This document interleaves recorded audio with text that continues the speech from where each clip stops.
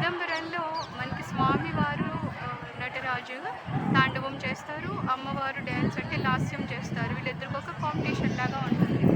అయితే చివరికి ఏమవుతుందంటే స్వామివారు ఆయన